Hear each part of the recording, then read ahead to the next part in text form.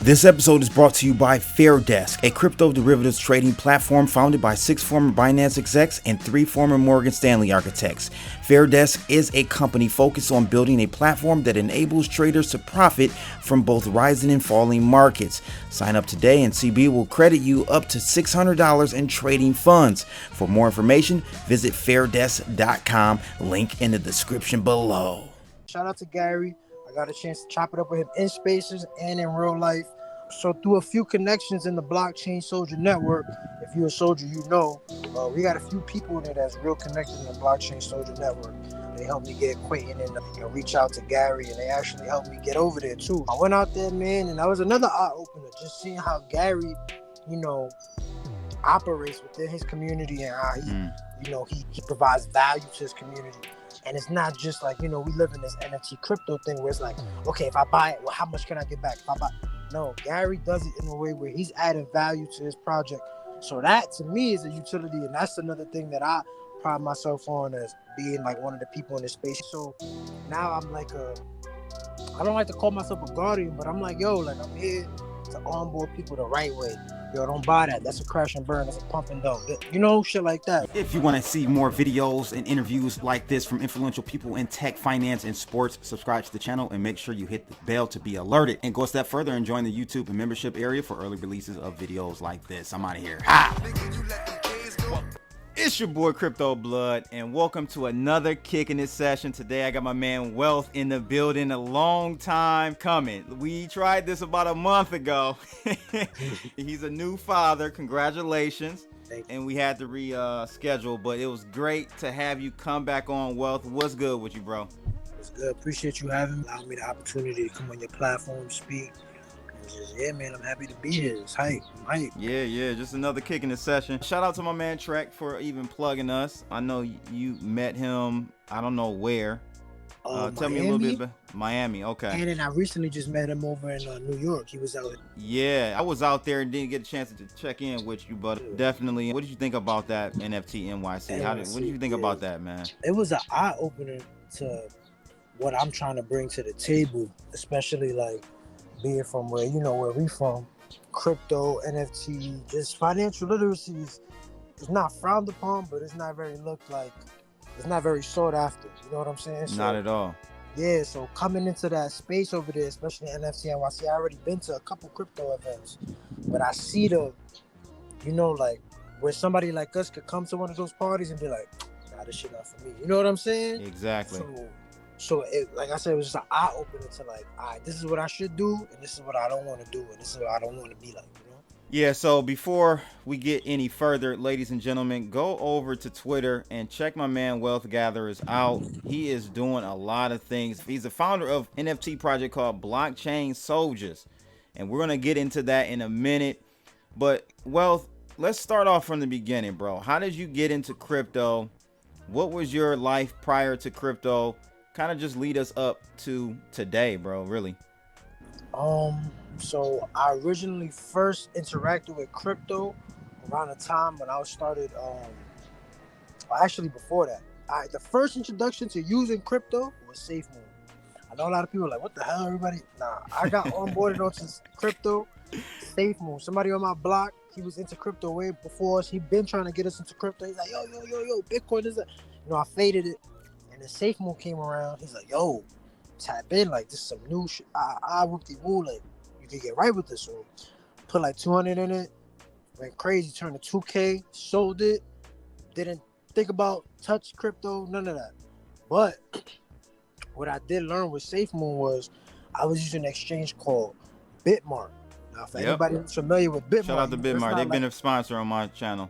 Okay, yeah. So you know how they go. That's not a regular connected debit card, connected, deposit, withdraw. No, you gotta send another crypto there, sell it off, buy the crypto, so it's different. Right. So me being exposed to that early on, I already knew how to maneuver with the wallets. Right. So now fast forward a little bit, I get into Forex.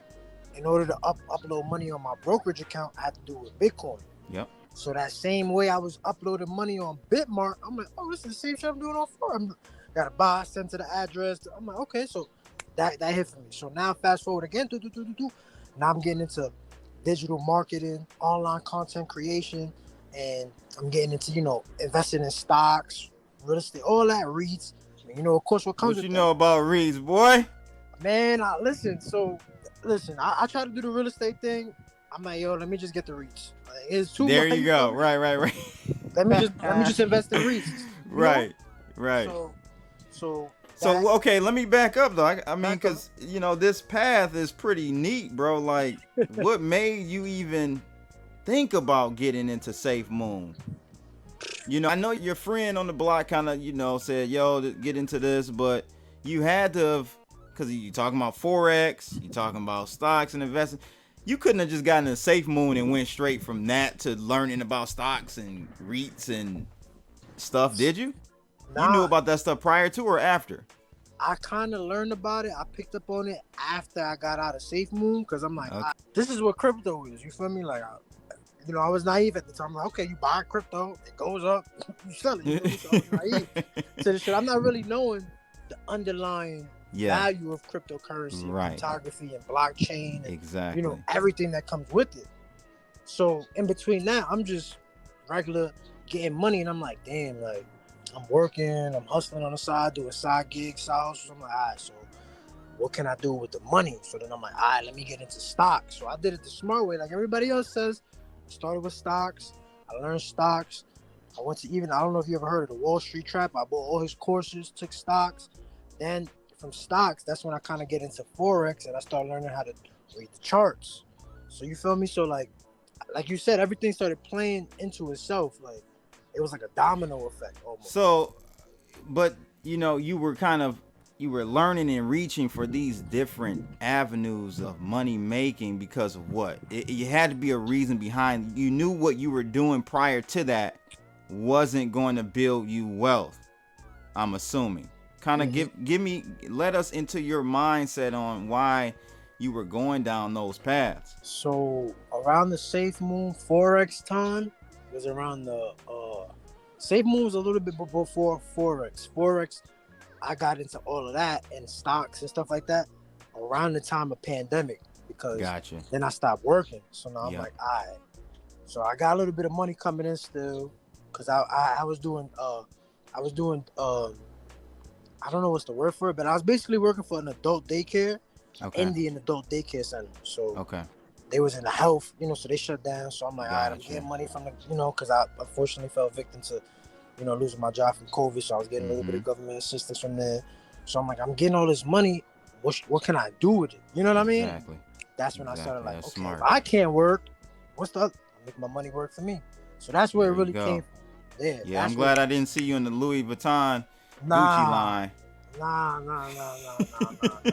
I mean, listen, don't get me wrong. I didn't do the best thing with all the money that I was making, of course, but I was able to save enough for it and tell my girl to save enough for it. So that way, you feel me? Like I was able to start everything as far as when I got into affiliate marketing and all that stuff. I had a little bit of money saved up to pay for my expenses. No, that's what's up, bro. So tell us about yourself online as this person known as Wealth Gatherers. I think you even had GaryVee come slide into one of your Twitter spaces. Is that true? Yeah, man. Shout out to Gary. I used to have it pinned on my Twitter, but Twitter just updated the software or whatever. So now if you don't save the or put recording on the Twitter, you can't get the file. And then I took so long that when I went back to get the file, I think it was longer than 30 days or 60 days or whatever the thing is in the archive. It's a hell of a process to get your archive, ain't it? Yes, man. They need the Twitter. If y'all listening to this, that's why I'm like, okay, now I see why people's recording. Now, you know what I'm saying? So I can't get that. But yeah, shout out to Gary. I got a chance to chop it up with him in spaces and in real life. Oh, really? Tell us about that whole situation. How that come about? So through a few connections in the blockchain Souljas network, if you're a soldier, we got a few people in there that's real connected in the blockchain Souljas network. They helped me get acquainted and reach out to Gary, and they actually helped me get over there too. So, I went over there and I met him, not on my expense, on the expense of the people I was connected with. If you know, I don't want to put no name drops because you feel me. They don't like to be put out in public, but you already know I can contact y'all with them. But I went out there, man, and that was another eye opener. Just seeing how Gary, operates within his community and how he, Mm. he provides value to his community. And it's not just like, we live in this NFT crypto thing where it's like, okay, if I buy it, well, how much can I get back? If I buy, no, Gary does it in a way where he's adding value to his project by the shit that he does and the connections he has. So that to me is a utility, and that's another thing that I pride myself on as being like one of the people in the space. You had asked me who am I? I'm pretty much a person in the space that like I was in NFTs since last year August on Solana, and I came up, I got rugged. Obviously I got rugged and I got burnt first, but I finally came up and made a little bag, and I was able to start calling a couple plays for people around me. They started generating income, and I also just got tapped into a whole bunch of people on that side, influencers and shit posters and meme professionals, because they got professionals that meme, and it was just a whole big thing. So now I'm like I don't like to call myself a guardian, but I'm like, yo, like I'm here to onboard people the right way. Yo, don't buy that. That's a crash and burn. That's a pump and dump. Shit like that. Yeah. So, yeah, that's what I grow into now. So what did you glean? What did you learn from your meeting with GaryVee? What gems did you take away that you feel like you've been able to implement it into your campaign, your Block Shoulder Chain campaign?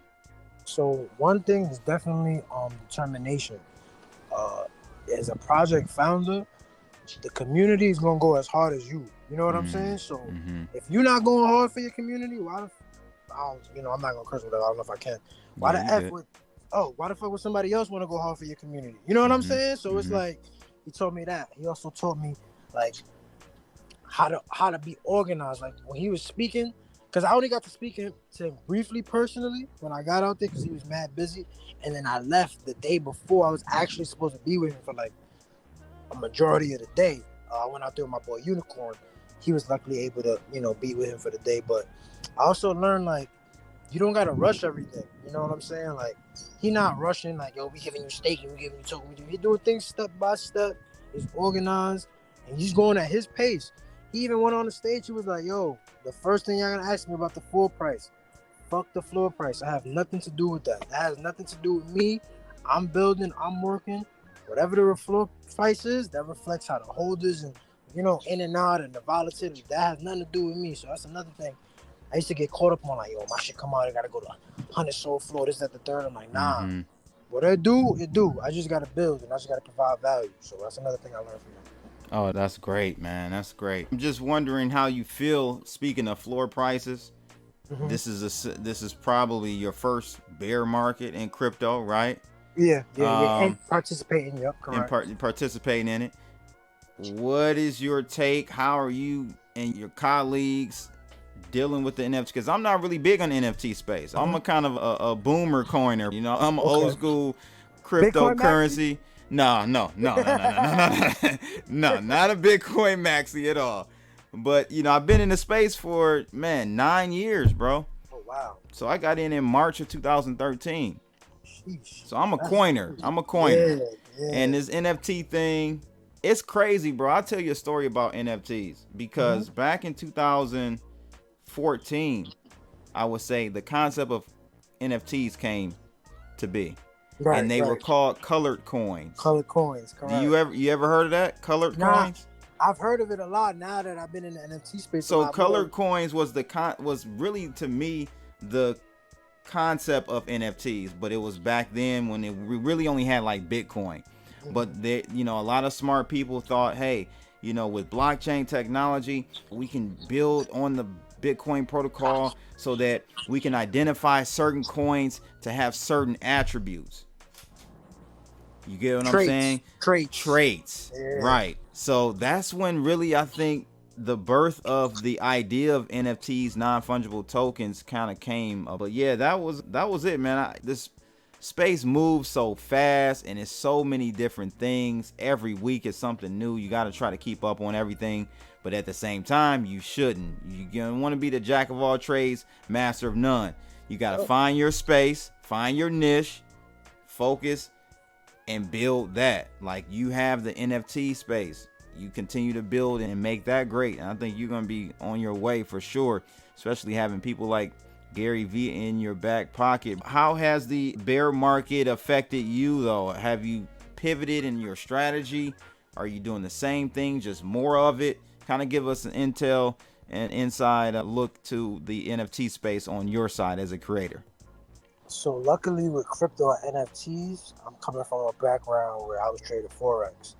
For those who don't know, forex is highly volatile. I mean, everything is highly volatile, but forex and crypto, I call them going hand in hand because both those markets are 24 hours. You know what I'm saying?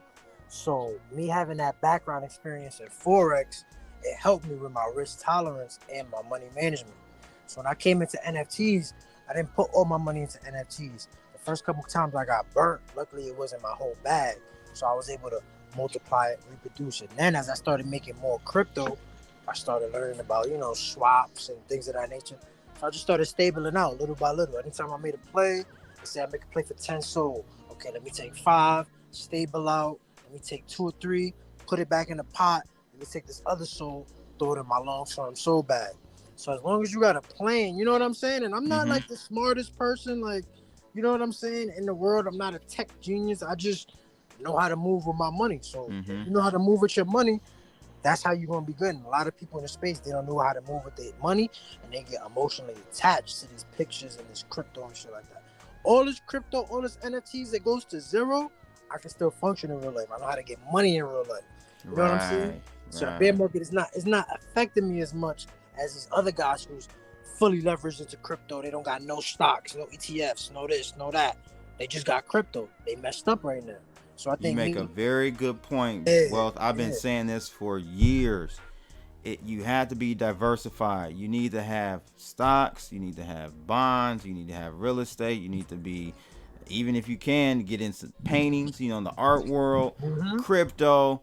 It's a diversification play because and you need to have cash too. Yep, have to. You need to have literally physical cash as well because you can't take advantage of the dips if you're all in. Yep. You get what I'm saying? I know you understand that, but that's interesting that you make that point because that's very true. And my audience knows I'm telling them that all the time. Be diversified, have some dry powder so you can take advantage of these dips. Yep. What is the space looking like for the NFT community though? How is the bear market affecting them? I think that the bear market affects a lot of people in the NFT community a lot more and in crypto in general because they put themselves in, they're there all day. It's 24/7. They go on Twitter.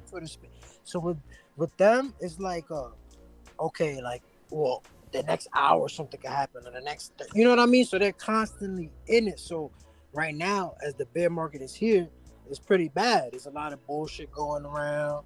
You know what I'm saying? Nobody want to mint nothing. Nobody want to buy nothing. Or if they do, it's just overhyped, and it's just a whole bunch of people just taking advantage of people. So right now, it's a little bit of turmoil. I'm not gonna lie because there's no guidance in NFTs. One moment you following a dude, you think he's the alpha caller, he's gone in a week. You know what I'm saying? He's gone in a month.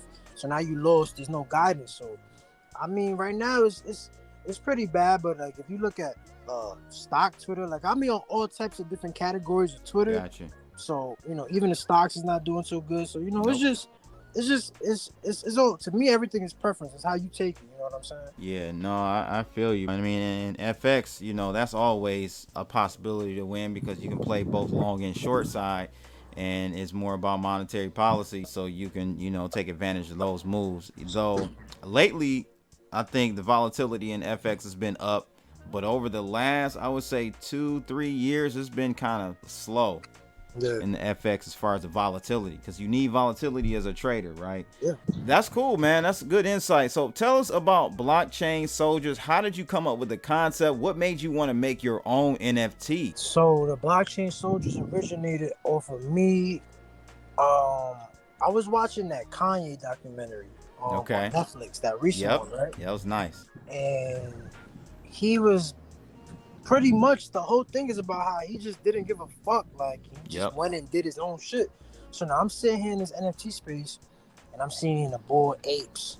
They got these black traits. I'm seeing this project, it got black traits. That project, it got black traits. This, that, the third. You go into space, they playing our music. They doing this, they doing that. Culture vulture, man. As soon as you hear them talk, it's culture vulture. So I'm like, whoa.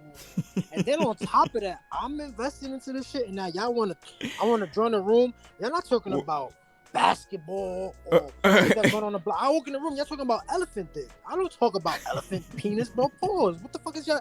But that's because they come from and we're gonna get into that. They come from a different culture on the internet, crypto Twitter. And I gotta pause you there. I gotta ask you, man. I know you've heard about all the allegations with Bored Ape Yacht Club, the Nazi shit. Can we please get into that? What's your take? For the last year and a half, maybe a year, I've been chilling with a group on Solana. One specific group. And it made me realize, okay, this is where it's coming from. All they do in there is troll and talk crazy, and they talk about just degenerate bullshit. That 4chan stuff. And what I'm about to hit on is, okay, whatever, the Bored Apes ain't racist, whatever they racist, they not. That documentary helped me know what 4chan is. Now that I know what 4chan is, this shit is all. I understand all this shit, bro.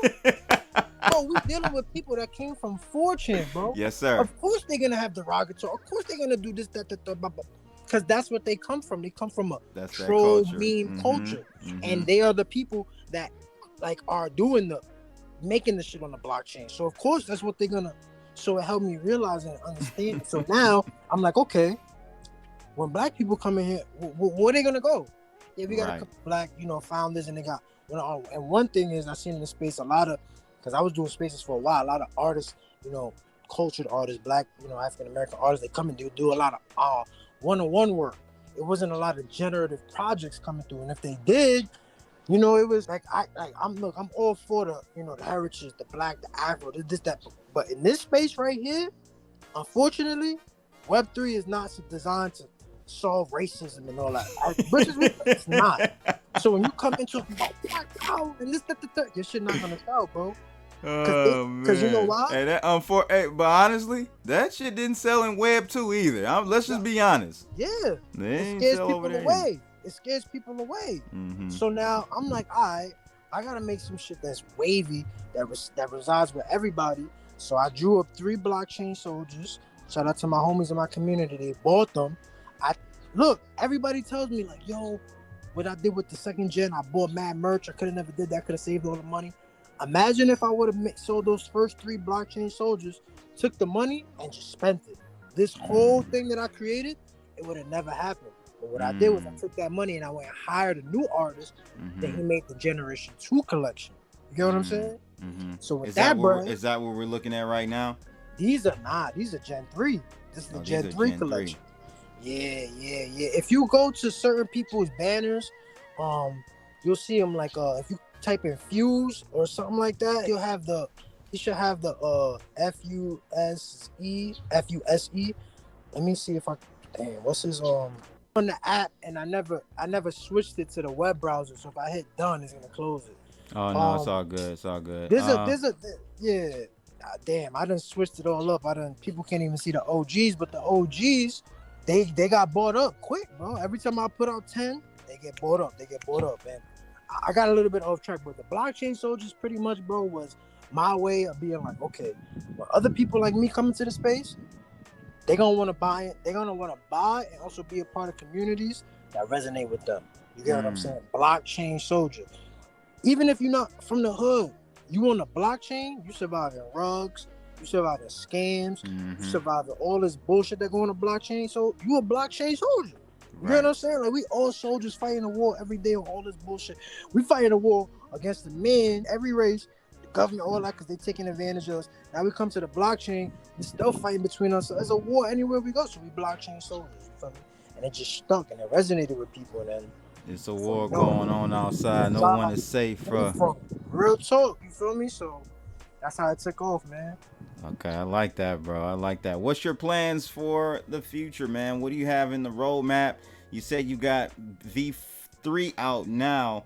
Give us the concept behind your version 3 and what V4 may even look like. So right now, I just got off the phone with the team, dev, the artist, because I had it. This time, I wanted to be more of a project founder. I wanted to really be able to, okay, y'all do this, I'm going to make sure I drive the message home.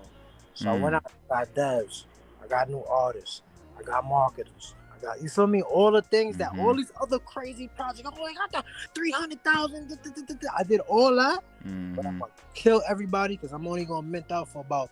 We're not gonna lock anybody access to. I'm trying to build a bigger community. I can't just build it with 500. I'm gonna try to mint out for around $40 to $60 in Solana. Okay.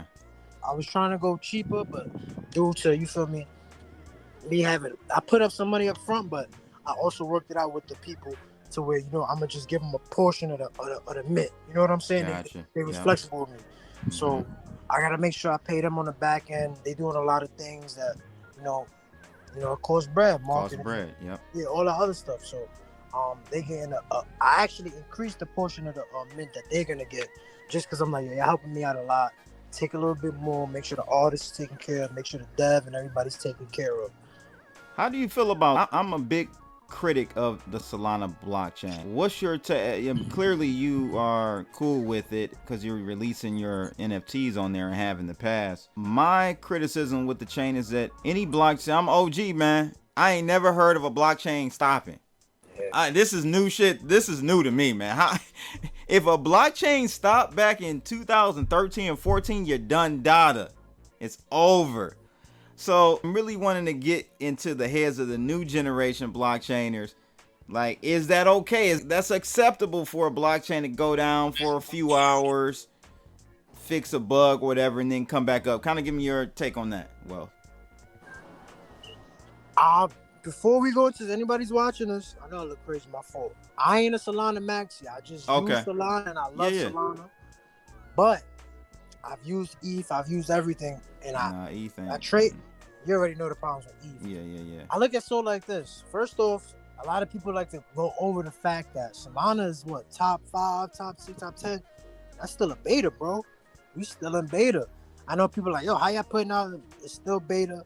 You feel me? So it's still got a lot of kinks and all that to work around. Okay. I don't know how Bitcoin was when it first came out.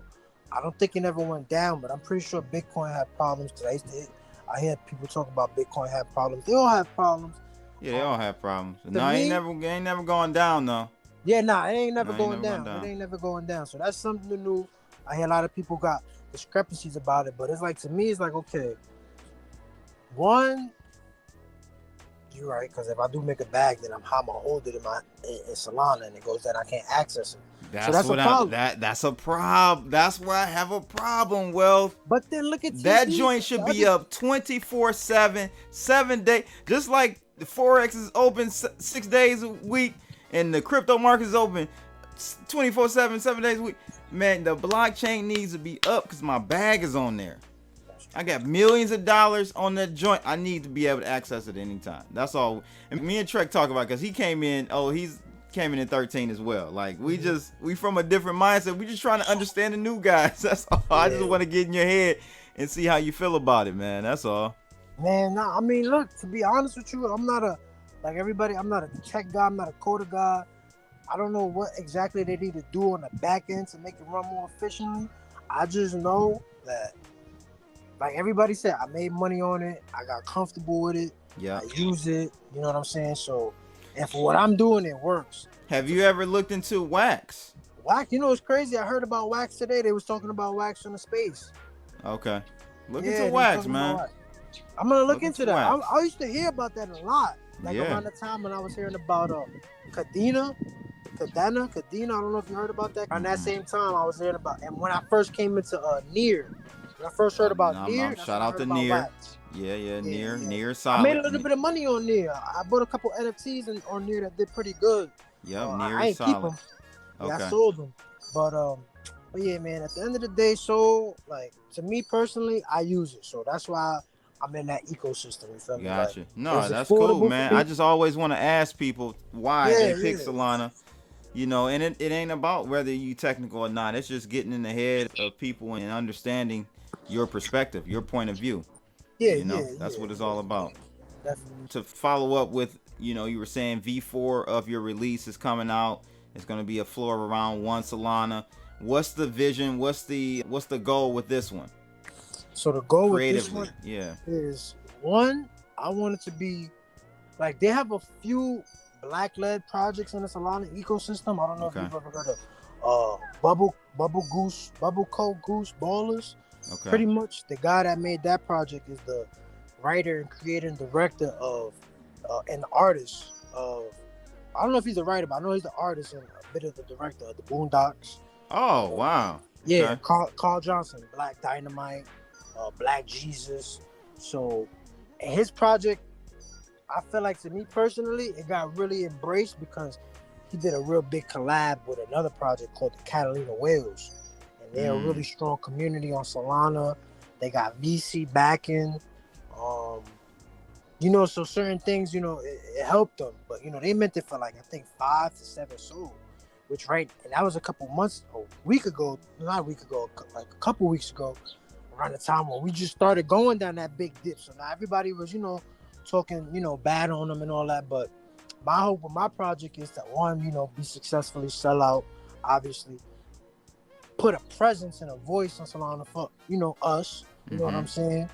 And also, like, I want to start, I'm using a big portion of these funds to throw in real life events. I know everybody's going to be like, but bro, like, if we don't make a real life presence in real life with crypto and NFTs, the masses is never going to come. Because all they're going to see is price go up, people is making money, price go down, people losing money. They're not seeing the day-to-day The interaction, social interaction, the networking, the building. networking. I'm not gonna say so much, like, I made good money in crypto, but I know everybody says this, but bro, look, me and you's connected right now because of NFTs and crypto. Yep. This podcast that me and you do, who knows where it goes? Somebody that's big sees this one, they come take you on a board, they give you a contract or a deal, run a podcast. They see me, they want to come take me and talk to me about my. So all of these possibilities happen because of me simply just embracing and getting involved in crypto and NFTs. So I want to show people, in the hood, outside the hood, wherever it go, because I'm not on some, not black owned. It don't got to be black only, but it could definitely be black owned. You know what I'm saying? Exactly. So you know what I'm saying? I want to do a lot of in real life events. I want to, you feel me? Like, I was looking to throw one in New York at NFT NYC. Spot one at 75K. You know what I'm saying? Like, I can't afford that. No, it's not even that. The ROI ain't gonna be there. You get what I'm saying? ROI is not there for that. You know what I'm saying? So it's like, how do I do all of this stuff? And so I need a project. You know what I'm saying? So I put out a project. You know what I mean? And this is not just for me. This is for, you don't know. They don't know what I could do. I could get a wavy dev on board. I could be the next person to help fix the Solana TPS. Like, you know what I'm saying? You know what I mean? So it's not. And I don't want people to hear that and be like, oh, this, again, I'm not a Solana maxi. I love Bitcoin. I interact with Bitcoin people every day. I love ETH. That's just the chain that I use the most. You feel me? So, yep, no doubt. Yeah, that's another thing. That's another utility my project is bringing too. Once I put my project out, my boy Unicorn put his project out. TJ put his project out. Pico put. So now I'm like, I'm in these different projects and in these different ecosystems, CB, and I'm like, this shit that they do, we could do this with our own projects. They literally making a project, hyping everybody to come into it, dump it. The next project, that's his man's right there. You don't even know, but that's his man's. Right. That's making the project. So now you just put a bag in him. We're gonna do that same thing. Y'all gonna do that? We're gonna do that. There you go. That's what it was, bro. That's what's up. Somewhere within this month though, but definitely latest early August though. But sometime this month we drop it. No doubt. You guys definitely go support my man. I love the vision. I love the theme, the creative theme he's got going on with this NFT release. And I'm really impressed, man. Really impressed. Very thoughtful. And you got a solid community you're building. I mean, you've got over 8,000 followers on your Twitter. Man, met with GaryVee. GaryVee jumped in one of your spaces. So you're building your network, your crypto network, and that's great. Keep doing that, bro. Any last words, my man? Man, I just want to shout out my whole community, everybody I rock with every day on Twitter Spaces, from T to Kels to Herb, Alec, Pico, Unicorn, Fuse, bro, oh my God, Crypto Zay, Money Mom, Noni, just from, I know I missed a whole lot of y'all, but listen, all of y'all, shout out to everybody, shout out to, recently, I don't know if you know, we just started getting cool with Eric Ebron, the football player, he just started coming through. Nice. Love that dude. He got his own project. He embraced us, embraced our community. We embraced him. So you just see, bro, we just networking and building. So shout out to everybody. That's my last words. I love y'all all. If it wasn't for my community, for the people that supported me every day since day one, since I got on Twitter, I would not be talking to you right now, bro. So my last words is just shout out to them. I love them, and I'm trying to still build and just create for them, man. That's what's up. And where can people, how often do you do Twitter spaces? I know you said T's name. I've seen you in there. What do y'all have, like a blockchain and coffee or something? So we used to have crypto and coffee. It fell into a little, you know how the internet go, a little internet beef and whatever. Somebody else had the name. We squashed that. Took Crypto Breakfast Club. So we got TJ. He run Crypto Breakfast Club. You got my boy Unicorn. He run Grandma's Cafe. You can tap in with him. They both go around in the morning times. Usually we go around 6 a.m. Either or. Unicorn usually starts 6 a.m. to about 8, 9 a.m. And if TJ want to come on that day, he come on around 8 to 10.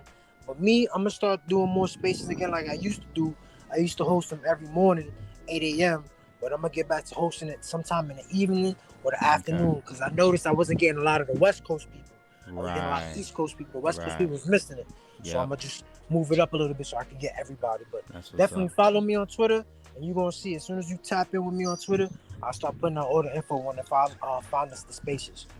All right, there you have it, ladies and gentlemen. My man Wealth Gathers.